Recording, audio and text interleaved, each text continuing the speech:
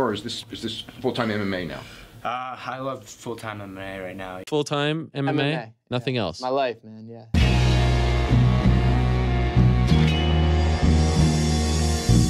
Back to the daily grind, and shout out to the full-time patrons. Make sure to hit subscribe if you're new and hit thumbs up if you're not a baby back bagel biting bitch boy, cause you know what time it is. It's full time. MMA. Hashtag war punk.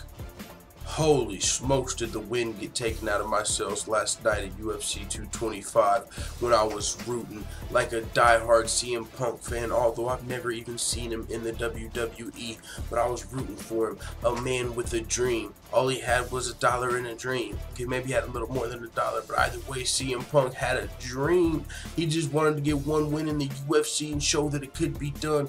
Yes, he was coming here against all odds, the older fighter, the less combat experienced fighter, but he's been training with high-level teammates, also a high-level camp. You know what I'm saying? I've been hearing from his teammates talking about some of the guys that have been training with him, saying he's putting in the mat time. All you can do is get better if you're putting in the mat time. So I expected CM Punk to potentially even have a grappling advantage going into this fight, you know, if he was able to get Mike Jackson down. But I did keep in mind, if he's not able to get this fight to the ground, he could potentially get busted up, which is what happened. Because Mike Jackson, he was landing some crisp strikes, some stiff jabs that bloodied up CM Punk's nose in the first round. And after the first round, man, Mike Jackson could have potentially, I don't know if he could have finished the fight in the second round, but he definitely could have worked for the finish. He started toying with CM Punk. I don't know if it was to, you know, because he really doesn't like CM Punk, so he wanted to, like, embarrass him in front of his home crowd. There was a person that asked Dana White after the fight, like, do you think Mike Jackson was doing this to milk, you know, TV time over CM Punk, just to milk the, you know, to build his career or whatever? And Dana White was not happy with Mike Jackson after the fact, though. But there was a point in the fight where CM Punk, I don't recall if it was the second or third round, but it was definitely out of energy, very inefficient with his energy. You know, it looks like he might have used it all in the first round, Conor McGregor style. You know, just being inefficient with his energy. But with that being said, there was a point in the fight where CM Punk like stumbled over and fell down. Like Casper knocked him down low-key. Mike Jackson didn't touch him, but CM Punk fell like from fatigue. It really reminded me of Dada 5000 versus Kimbo, you know, like they were both very fatigued. But in this sense, it was more just CM Punk who had the fatigue. It was more of a one-sided fight, you know. Mike Jackson, he was in it, but he definitely didn't look impressive. I mean, CM Punk almost took him down in the first round. If he would have did it, man, we would have been in business. But I don't think CM Punk was able to score one takedown. And by the end of the fight, Mike Jackson, by the time he was done toying with him, Mike Jackson won a 30-26, I believe, on all the judges' scorecards. CM Punk pretty much got outclassed by a guy who wasn't even a legit UFC fighter.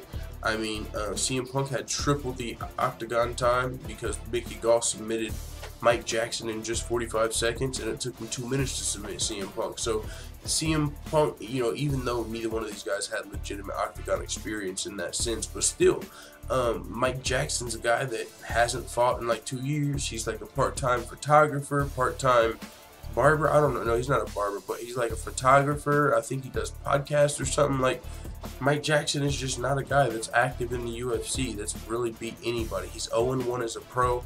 So my thoughts are, hey, CM Punk's training with high-level guys, man. They're going to get him ready for this fight. It's not like he's fighting a fucking killer here. It's Ken versus Ken. You know, that's what this fight is, right? CM Punk versus Mike Jackson. So that's why, if you were watching the live reaction last night, the fight companion, I put who, I don't know exactly who CM Punk's training with, which coach. I believe Duke Rufus is going to have to take this one. But CM Punk, man, his team is accountable. And that's just in my mind. I could be completely wrong, but that's how I'm feeling. Holy smokes, y'all couldn't get him ready to do better than that against Mike Jackson? Maybe CM Punk, you know, was cutting out of class or something like Mackenzie Dern, you know what I'm saying? Training when he wanted to. But for everything leading up to this fight, man, I really thought CM Punk was putting in the, you know, the time in training to be, you know, to just be good enough to beat Mike Jackson. You don't have to get that good. We're not asking CM Punk to be a fucking champion, a world champion here. We just need you to get to like a fucking C-class fighter to be able to beat Mike Jackson in your UFC fight, right? You don't gotta be a top 15 guy. You don't even gotta be a top 20 guy. Just come in here, get a takedown. You might be able to win the fight.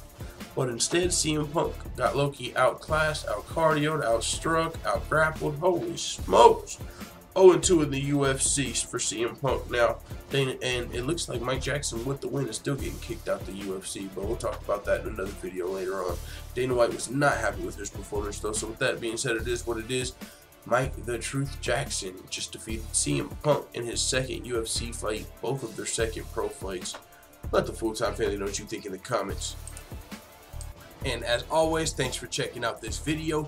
If you're new or if you're just slipper slacking on your pimping, make sure you hit the subscribe button and also hit the notification bell next to it so you're notified every time I upload a video. And if you want to help support this independent channel, you can either click the PayPal button in the description or you can go to patreon.com/fulltimemma and consider becoming a patron. I'm out. This is #1 bullshit.